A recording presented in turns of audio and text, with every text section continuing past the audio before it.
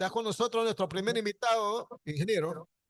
Claro, gracias. Muy bien, Alcides, lo estamos viendo y lo saludamos a nuestro primer invitado, el economista Alberto Acosta Burneo, como bien decimos, invitados de primerísimo nivel y con la autoridad académica y la autoridad moral para hablar aquí en el sistema de emisoras Atalaya. Economista Alberto Acosta, ¿cómo le va? Muy buenos días. Muy buenos días, un gusto estar con ustedes. Gracias. Alberto, para iniciar las preguntas el día de hoy en Atalaya, en Punto de Vista, decíamos que el Comité Empresarial del Ecuador, que aglutina a todas las federaciones de cámaras y a otros gremios productivos del país, va a dar una rueda de prensa a las 9 de la mañana. La disposición del SENACE o la solicitud que ha hecho el día sábado de que no haya energía, o que más bien se corte la energía de 8 a 18 horas para el sector industrial, ha generado una fuerte reacción y polémica, y la preocupación, sobre todo, de que pues no se puedan mantener plazas de trabajo, que al bajar la producción también las ventas bajen, y con eso pues todo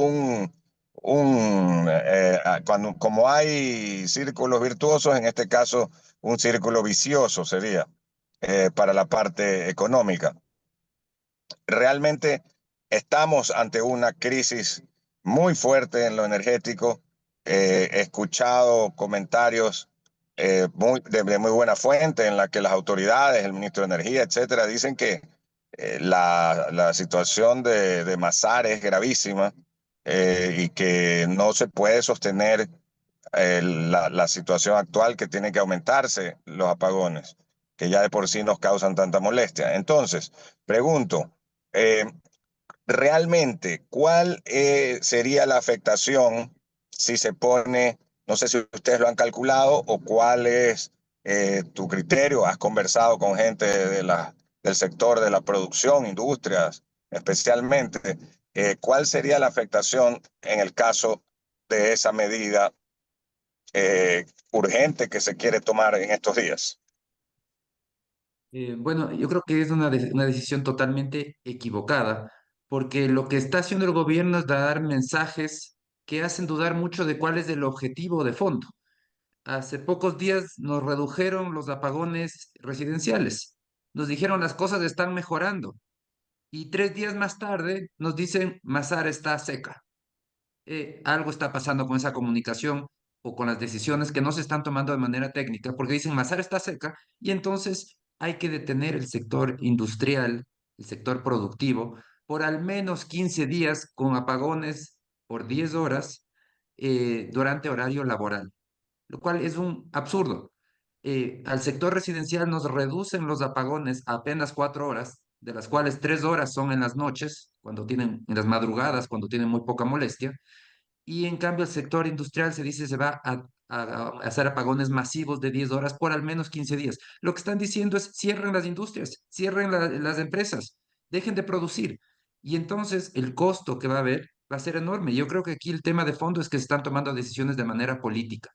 Claro, el presidente está preocupado por su reelección, la población está molesta con los apagones y entonces quieren dar la visión a los ciudadanos, a las mayorías que votan, decir las cosas están mejorando y por eso ya te reduzco los apagones.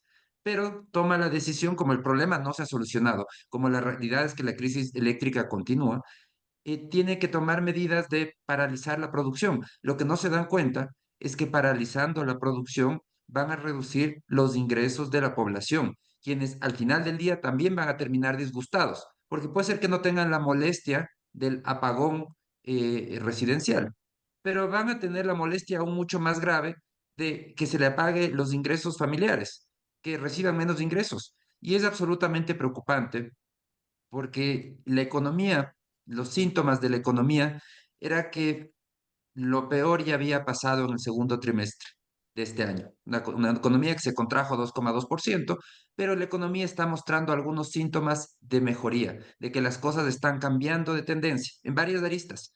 Lo podemos ver por el lado de las ventas, que ya no siguieron contrayéndose en julio, por el lado monetario, la liquidez del sistema sigue aumentando, los depósitos están subiendo fuertemente, hay muchísima liquidez en el sistema financiero, las tasas de interés empezaron a bajar, es decir, hay un cambio en la tendencia de la economía. El primer trimestre fue el punto, probablemente el punto más bajo que ha vivido la economía y estamos comenzando a repuntar. Pero si el gobierno toma estas medidas equivocadas y bloquea la producción, pues no va a haber el repunte, va a matar cualquier ligero repunte que se estaba ya evidenciando en los indicadores económicos y lo que va a provocar es va a que la economía vuelva a contraerse, lo cual sería absolutamente inconveniente. Yo creo que el gobierno tiene que recapacitar, tiene que reconsiderar esta medida, tiene que distribuir los apagones tratando de minimizar el impacto en la producción porque la producción es la que le genera ingresos a la población. Entonces, tiene que distribuir mucho mejor los apagones, distribuir en el tiempo, que sean más planificados. No nos sirve de nada que nos diga, ahora le reduzco los apagones para abrir una brecha aún mayor y un problema mayor. Más bien que los apagones sean más estables, más constantes, y de esa manera y se distribuyan mejor para minimizar el impacto. Ya estamos con apagones, es un costo que lo tenemos que asumir, pero al menos no se destruya la producción y los ingresos de las familias, porque si no, millones de ecuatorianos van a ver mermados sus ingresos. Muy bien. Vamos con las preguntas del licenciado Alcides Montilla y luego el licenciado Julio Ayala Serra. Saludando pues al economista Alberto Acosta Borneo. Claro, aquí yo tengo una información de que hoy a las 4:30 de la tarde en Carondelet, en Quito, va a haber una reunión entre los empresarios, ¿verdad? Y el ministro de Energía, Goncalves. No se sabe si el presidente vaya a asistir a esta reunión. Pero supongamos, Alberto, que finalmente pues el gobierno diga, bueno, ya suspendemos estos apagones para los industriales de 12 horas. Pero eso es como bajar la fiebre de 40 a 39, porque no resuelve el problema, ¿verdad? El problema de este país es que hay que tener dinero e inversiones en el sector eléctrico, pero ya, a corto plazo, ahorita, después a mediano plazo y a largo plazo. Usted ya lo ha dicho, que hay que tener 17.000 millones de dólares para invertir en el sector eléctrico, pero vamos al corto plazo, Alberto, y queremos en este momento resolver el problema porque ya mismo viene el peor estiaje, que es de octubre a enero, y los apagones van a ser peores. Ahorita hay posibilidad de comprar más parque eléctrico, más barcaza, de fomentar a través de las leyes, ¿verdad? El aumento del sector eléctrico para que participe en la inversión en este sector. ¿Cuál es la medida en este momento que queremos, don Alberto? Bueno, el problema eléctrico, la crisis eléctrica es como un incendio en donde tenemos que trabajar en varios frentes. Tenemos que apagar el incendio, no podemos decir, no, no importa, el incendio que siga, me voy a enfocar en que no se produzca en el futuro. No, tampoco podemos solamente enfocarnos en el incendio y no tomar correctivos para evitar que se repita en el futuro. Hay que trabajar en varios frentes, en lo urgente, en apagar el incendio y en los temas de fondo, evitar que se repita el incendio. Entonces, ¿qué significa esto en materia eléctrica? Significa que, por un lado, los apagones en este momento son inevitables. Entonces, el gobierno tiene que tomar decisiones de racionamiento, que es lo que está haciendo.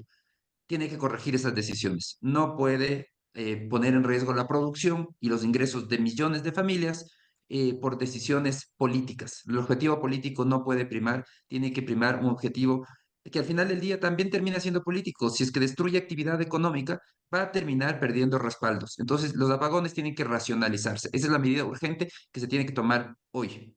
No puede pasar de hoy.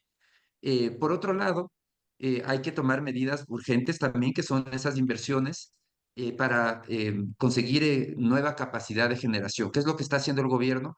El tema aquí es que, claro, dentro de la administración pública los procesos son engorrosos, pero el gobierno está en un proceso de contratación de 1.269 megavatios.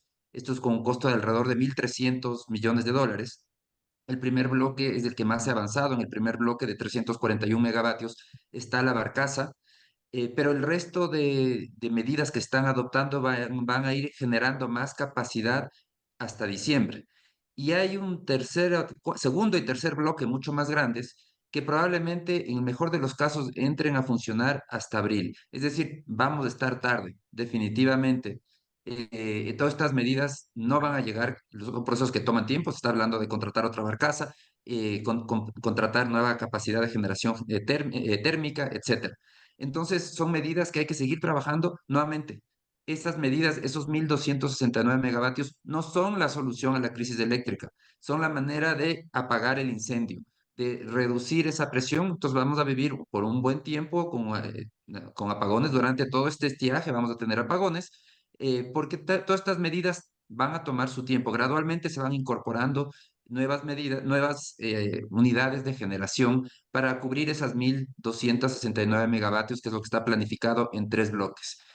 Ahora, como digo, eso no es la solución. La solución de fondo viene por el lado, o podemos decir, ¿qué hacemos para que no se repita? Para que el próximo estiaje del próximo año no volvamos a tener apagones. Porque incluso si tomamos estas medidas emergentes, el próximo año la demanda energética, como es natural, va a subir, sube alrededor de 400 megavatios por año y vamos a tener nuevamente apagones. Entonces, la solución definitiva pasa por una reforma legal que abra la puerta a la inversión de todo tipo. Porque en la actualidad tenemos un monopolio estatal y eso es esa es la causa del problema energético, es el monopolio estatal. Los sectores estratégicos no son otra cosa que monopolios estatales donde se prohíbe la inversión privada. Solo por excepción se tolera a la inversión privada, por excepción, es decir, prácticamente nunca, donde no existe un mercado eléctrico. Entonces, y donde los precios se fijan políticamente por debajo de su costo. Entonces, de esa manera se garantiza que ningún inversionista privado va a poner un solo centavo en generación. Es lo que tiene que cambiar. ¿Cómo se cambia eso? Con una legislación que abra la puerta a todo tipo de inversión, pública, privada, mixta. Toda inversión es necesaria porque el país necesita 17.000 millones de dólares en inversión en la próxima década. Y esos 17.000 millones no los va a tener el Estado ni en el mejor de los escenarios. Así que el Estado no puede solucionar este problema solo. Es un error de entrada pensar que cualquier sector de la economía tiene que estar solo el Estado y que no necesita del resto. Entonces lo que se necesita es entender lo que los comunistas chinos entendieron hace muchísimos años. Aprendamos de los comunistas. Ellos entendieron que lo importante, y cuando decía Deng Xiaoping, decía, no importa si el gato es blanco o es negro, lo importante es que case ratones. Lo mismo debe aprender nuestra legislación. Nuestra legislación eléctrica y en muchas otras áreas, empecemos por la eléctrica, debe decir, no importa si la inversión es pública, bienvenida a la inversión pública, no importa si es privada, bienvenida a la inversión privada, no importa si es mixta, bienvenida a la inversión mixta. Todo esto significa que hay que cambiar 3 cosas muy puntuales. La primera, hay que crear un mercado eléctrico mayorista. Un mercado eléctrico donde los precios se fijen por oferta y por demanda, donde cualquier generador pueda vender su electricidad y donde quien compra son el sector industrial, el sector comercial y los distribuidores eléctricos. El segundo tema es eliminar todas las barreras que hay a la inversión privada. En la actualidad la ley establece barreras absurdas. Estamos con apagones, pero se dice, si a algún privado se le ocurre la mala idea de generar más de 10 megavatios para autogeneración, eso está prohibido. La ley no quiere que generen más. Los privados no deben generar electricidad, es lo que dice la ley. Hay una prohibición que se puso recientemente que prohíbe usar capital privado para dar mantenimiento a la infraestructura pública. Es preferible que se caiga una hidroeléctrica estatal a pedazos a que se le dé mantenimiento con capitales privados. Esos son esos absurdos que tiene. O se direcciona solo a ciertas tecnologías y no a otras. Hay apagones y se dice, no, no queremos energía térmica, queremos solamente eólica y solo solar. Ese direccionamiento tecnológico es un error. Y el tercer tema es sincerar los subsidios, porque tenemos un subsidio residencial que no tiene por qué cambiar, se puede mantener, pero tiene que estar registrado en el presupuesto general del Estado y no en las empresas distribuidoras, porque eso las descapitaliza. Entonces, esos son los temas de fondo en la legislación que hay que cambiar para poder solucionar el problema en el largo plazo. ¿En cuánto tiempo podemos ver resultados si se cambia la legislación? 3 a 5 años, no menos. Esos son los temas de fondo. Pero las correcciones de largo plazo, el largo plazo se lo construye hoy. Por ser un tema de largo plazo hay que empezar a construirlo hoy también. Alberto, pero aparece, estamos ahorita en una campaña electoral, ¿verdad? Que está incidiendo en la toma de decisiones que urgentemente necesita el país en el tema eléctrico. Mire, hay una realidad y un rumor. El rumor es que en el tema de la crisis eléctrica, de pronto, es un rumor, se dice que fue impulsada intencionalmente por los políticos. Y una realidad, el tema del maíz, pues el gobierno anunció que iba a importar maíz, hizo una encuesta, vio que muchísima gente está en contra de esa importación e iba a perder votos y ya derogó la importación. O sea, el factor político externo tiene un gran poder en la toma de decisiones de un país en crisis como en el problema eléctrico, Alberto. Definitivamente, y eso es preocupante porque el tema político distorsiona las decisiones. Este debería ser un tema muy técnico y definitivamente la crisis eléctrica que vive el país es culpa de los políticos, pero 100% de los políticos que adoptaron esta legislación, empezando realmente esta legislación estatista, esta visión estatista del Ecuador, empieza en los años 70 con el gobierno militar, ahí es cuando realmente empieza, pero tomó fuerzas en otras ocasiones, durante el gobierno de Rafael Correa.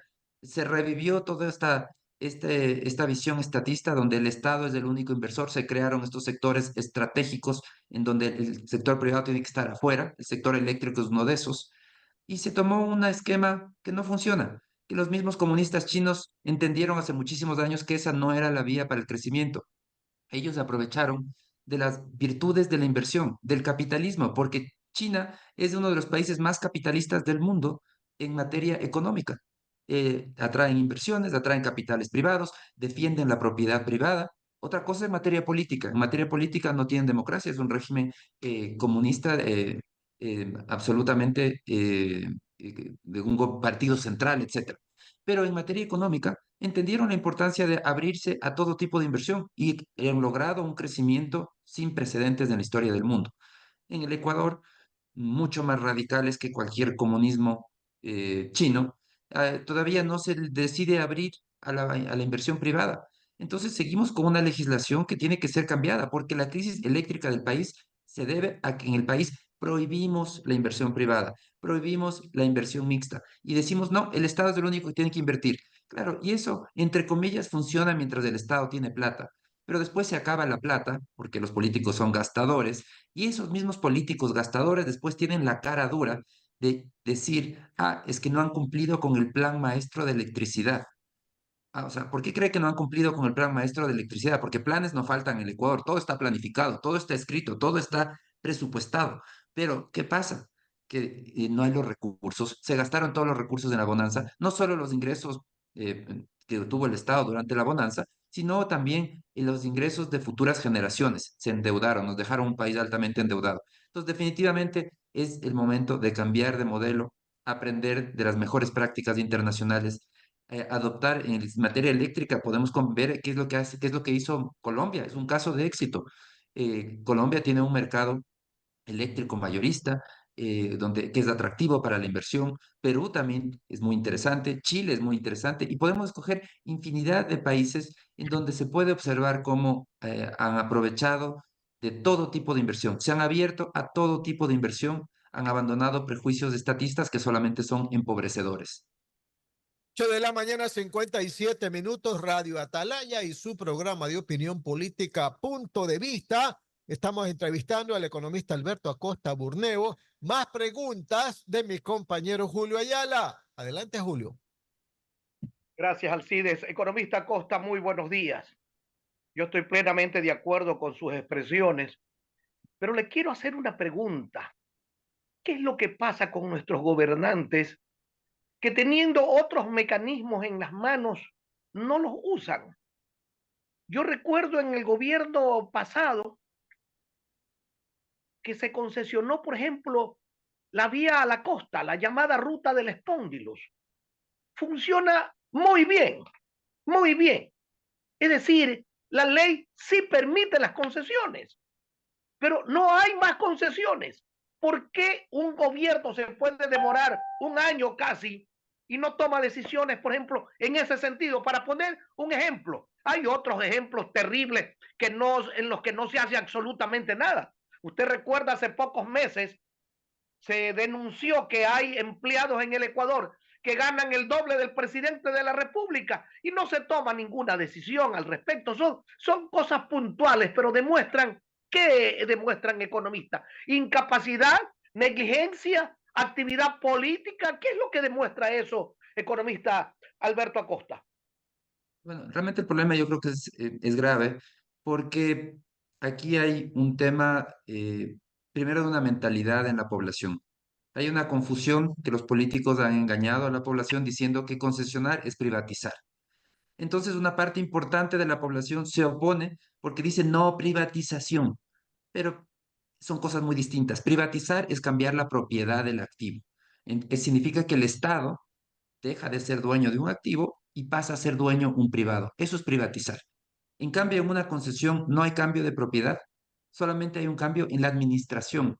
El concesionario recibe un activo en encargo, no en propiedad, a cambio de hacer inversiones, de hacer modificaciones, etcétera. Pero claro, los políticos y con esta visión estatista muy extrema que tiene la población ecuatoriana, les han convencido a la población de que cualquier tipo de concesión es privatización. Y de hecho, si vemos en qué zonas del país es donde más ha habido concesiones y concesiones que han funcionado, es en Guayas, es en la costa, en las zonas más abiertas al mundo. Pero no así en el resto del país. La población es muy aversa porque dice eso es privatizar, no queremos nada que venga del sector privado. Entonces, vamos a materia eléctrica. En materia eléctrica, esos prejuicios se transforman en ley. Y entonces, en materia eléctrica, está prohibido concesionar activos eléctricos del Estado. Prohibido. ¿Desde cuándo? Desde enero de este año. La ley No Más Apagones 1 introdujo la prohibición creada por el correísmo de, de utilizar capital privado para dar mantenimiento a infraestructura pública. Es decir, está explícitamente prohibido. No se puede concesionar ningún activo eléctrico estatal. Eso es lo que dice la ley. A ese nivel de extremos llegamos. Es decir, es preferible que se caigan a pedazos las hidroeléctricas porque no hay quien mantenga, a que se utilice un mecanismo que existe, que no implica cambio de propiedad, para dar mantenimiento, millonarias inversiones de mantenimiento. Y lo mismo sucede en otras áreas, en el sector petrolero. Ya venció la concesión del OCP, del oleoducto de crudos pesados, se ha extendido el plazo, y hay voces que dicen, no, es que eso tiene que revertirse al Estado. Sí, pero hay que hacer una variante que cuesta alrededor de 130 millones de dólares y el Estado no tiene ese dinero. Pero no, pero eso tiene que ser del Estado, es activo del Estado. Siempre es del Estado, si eso en ningún momento dejó de ser del Estado, lo que está haciendo es administrando un privado a cambio de inversión. Pero en esa visión estatista todo se quiere que pase al Estado. Lo mismo pasó con el bloque petrolero 16, que era ex Repsol, que Petroecuador lo revirtió, asumió la responsabilidad porque era una decisión soberana, tenía que ir al Estado. No, el resultado es que la producción cayó 30% porque el Estado no tiene para invertir. Por favor, lo que hay que hacer aquí es maximizar la producción petrolera. La ley ya establece que el Estado, al ser dueño del recurso, participa de al menos del 50% de las rentas. Entonces el Estado no tiene que directamente poner $1 para participar en las rentas. La ley establece que al ser dueño del recurso va a participar en las rentas, así no ponga ni un solo dólar en inversión. Entonces, el problema de fondo yo le veo aquí es que hay una mentalidad muy estatista en la población, esa visión que se ha inculcado, se martilló por muchos años, muchas décadas, de oponerse a la privatización cuando nadie está hablando de privatización, no hay que privatizar nada, una concesión no es privatización, pero la población tiene esa confusión, ha sido manipulada por los políticos, y entonces por eso es que no se producen estas otras formas de inversión. En el Perú, ¿cómo se hacen las inversiones multimillonarias? APPs, asociaciones público-privadas, concesiones. Son mecanismos que funcionan muy bien, que atraen cantidad de capitales y permiten hacer muchas inversiones, que en el Ecuador simplemente no se realiza porque con todos estos prejuicios la población se opone a todo lo que ellos creen que es privatización cuando no lo es. Economista, aunque yo me refería fundamentalmente a la lentitud en la toma de decisiones o a la no toma de decisiones. Pues le pongo otro ejemplo. ¿Qué pasa con la seguridad social en el Ecuador? ¿Qué pasa con eso?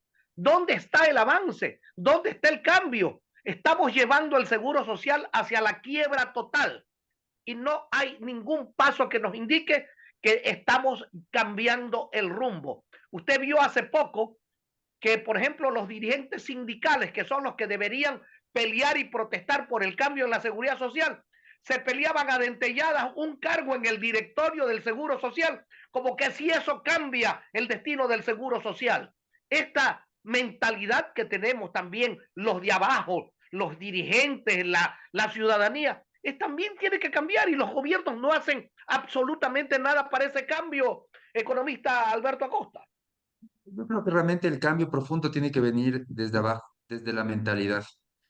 Porque en seguridad social, si uno les dice, y yo he hablado del tema de la seguridad social permanentemente en redes sociales, ¿y cuál es la respuesta de la población?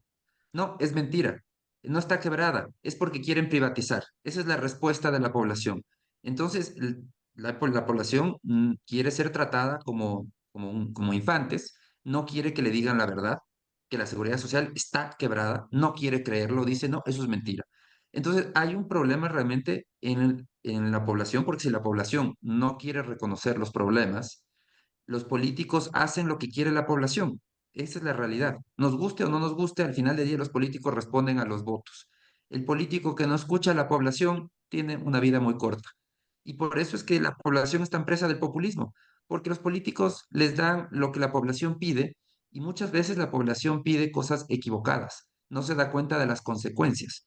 Entonces, definitivamente un cambio más profundo tiene que venir de la mano de un cambio en la población, en la mentalidad de la población, en entender qué cosas sí generan bienestar, entender que una concesión no es una privatización, y una concesión es un mecanismo de hacer inversión. Es realmente inaudito que se haya prohibido por ley hacer concesiones eléctricas. Tenemos una crisis energética y el correísmo dijo prohibido por ley, introdujo en la ley de enero de este año. E increíble que el presidente Noboa no haya vetado esa ley. Era inadmisible. Probablemente sí haya sido incluso un cálculo político, porque es una manera de ir llevando el problema al extremo. El Estado no tiene plata para invertir y se prohíbe que el sector privado invierta, entonces el resultado es el colapso y probablemente lo estén haciendo a propósito para después decir nosotros vamos a salvar el país, con nosotros van a estar mejor. Esas son las cosas que suceden en el país. Lamentablemente hay políticos que están dispuestos a incendiar el país para después reinar sobre sus cenizas. Economista, solamente para orientar a la población, ¿qué pasaría si quiebra el seguro social? ¿Se cumpliría aquella vieja frase que dijo alguna vez Correa de que si el seguro social necesita recursos, el Estado los pone? ¿Se podría cumplir si el Estado más vale vive del seguro social? ¿Cómo puede el Estado salvar al seguro social? 3,5 millones de personas estarían afectadas entre jubilados y afiliados activos. ¿Usted cree que esa gente se va a quedar cruzada de brazos el día en que el seguro social quiebre?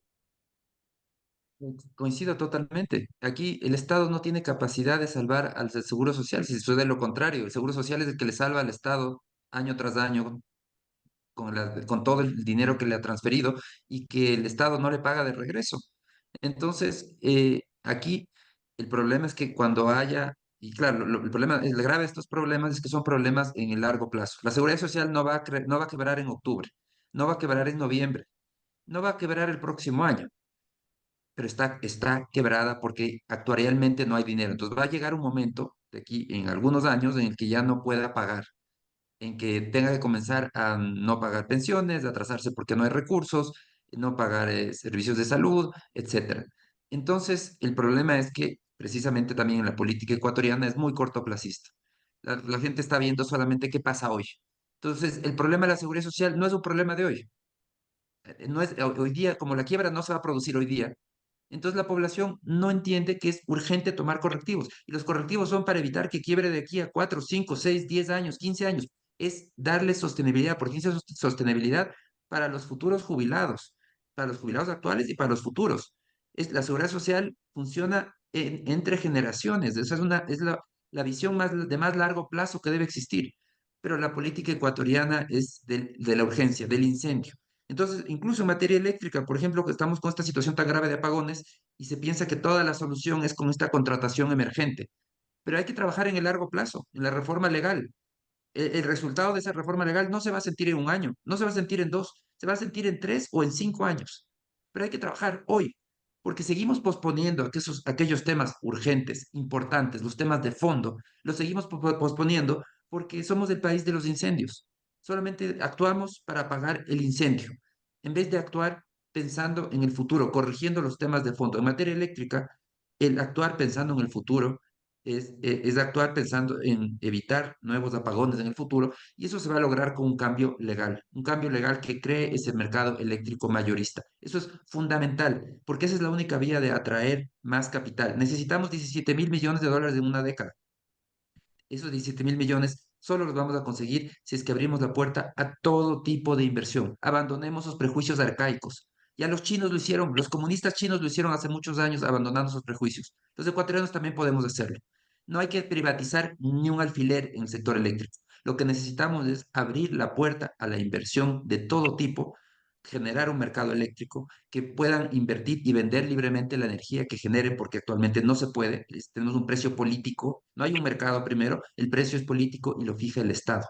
Entonces, así nadie va a invertir para vender a un precio que además por ley no considera ni siquiera el costo de la inversión ni del financiamiento. Es que todo lo hicieron durante esta ley correísta, lo hicieron a propósito para que sea imposible la inversión privada. Y el resultado lo estamos viviendo. Un país no es como un avión de varios motores. No puede volar con un motor apagado. No puede estar el sector público apagado. El motor público no puede estar apagado. Tampoco puede estar el privado. Todos los motores tienen que estar prendidos, funcionando. Y eso es lo que, eso implica este cambio en materia energética, es permitir que se prenda el motor que por ley y por constitución está apagado, que es el motor eléctrico privado. Alcides, continúa con el diálogo, por favor. Sí, para darle paso al ingeniero Andrés Mendoza con más preguntas. Ingeniero Mendoza, por favor, adelante. Andrés dijo que tenía una reunión que me imagino que es con el sector empresarial, así que continúe usted, mi querido Alcides. No. Entonces, por problemas de tiempo tenemos que terminar la entrevista y le agradecemos mucho al ingeniero, al economista Alberto Acosta Borneo por haber estado con nosotros, comprometiéndonos con usted pues a conversar en lo posterior. Muchas gracias, Alberto, que le vaya muy bien. Muchísimas gracias, siempre es un gusto.